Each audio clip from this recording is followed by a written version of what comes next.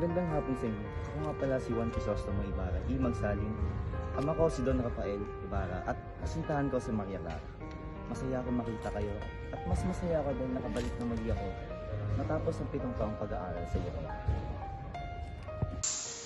Huwag po sana kayo magkamali na nakalimutan ko na ang bayang ito. Sa katunayan, ang isip ko ay laging nasa bayan, sa araw-araw nung ako'y nasa Europa pa. Higit sa lahat, umuwi ako upang malaman ang pagkamatay ng aking ama.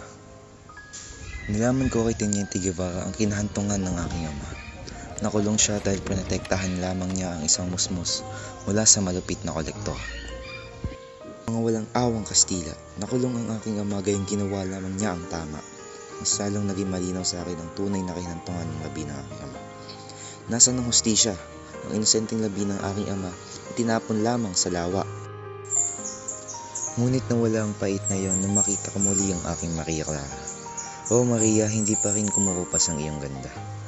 Sabi niya sa akin ay nakalimutan ko na raw siya. Maaari ko ba siyang kalimutan? Ah Maria, napakapalad ko talaga dahil ikaw ay aking nakilala. Hindi ko rin malilimutan noong sagipin ako ni Elias mula sa mabangis na buhaya. Ngunit sadyang mapaglaro talaga ang tadhana. Hindi mo alam kung kailan ito manggugulo. Mga gulat ka na lamang. Nakulong ako ngunit hindi kailanman makukulong ang liwanag ng katotohanan. Salamat sa aking kaibigan na si Elias nang tulungan niya ako makatakas mula sa kulungan.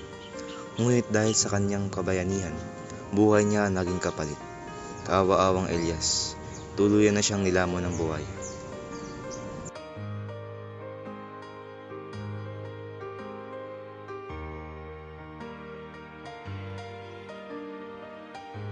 Hanggang dito na lang aking mga mahal na panahon. Marami pang gusto ng kwentong ngunit pinaalala ko na lamang ito sa susunod natin na pag. Hindi ako si Juan Crisostomo Ibarra, Magsaling. Maraming salamat sa iyo.